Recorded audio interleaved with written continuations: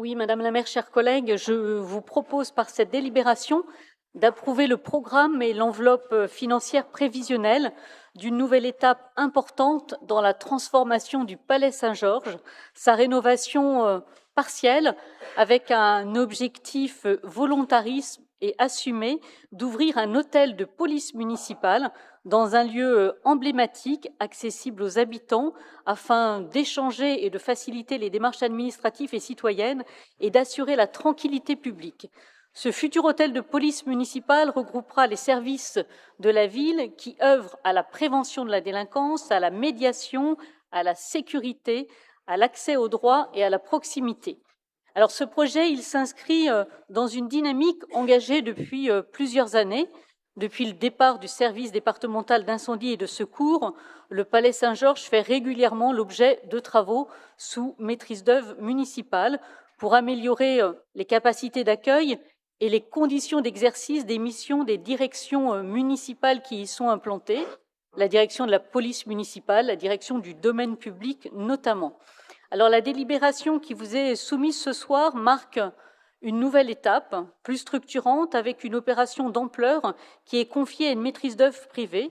Elle répond à une réalité, l'évolution de nos besoins en matière de sécurité, l'augmentation des effectifs, mais aussi la nécessité de mieux assurer la coordination des acteurs de la prévention et du lien avec les habitants. Alors concrètement, ce projet, il s'organise autour de 3 pôles complémentaires. Un pôle opérationnel qui va être renforcé et modernisé et qui disposera d'environ 380 mètres carrés de bâtiments rénovés. Il accueillera notamment une salle de crise et ses annexes, un nouveau centre de supervision, ainsi que des vestiaires adaptés à l'augmentation des effectifs de nos policiers municipaux.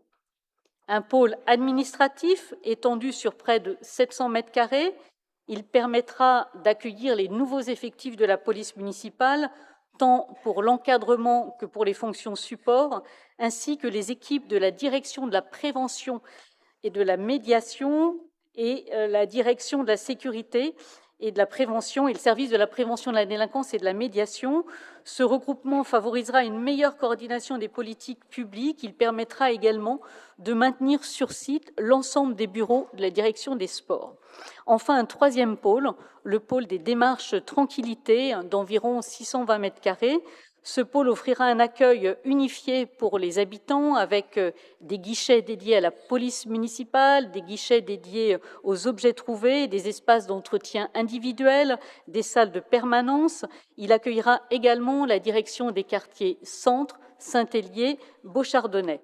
Au total, ce sont près de 1700 mètres carrés sur les 6300 mètres carrés que compte le bâtiment, qui seront donc rénovés. Le coût global de l'opération est estimé à 10 470 000 € et le planning prévisionnel acte le lancement des études en janvier 2027, un début des travaux à l'automne 2028 et une mise en service de l'équipement en janvier 2031.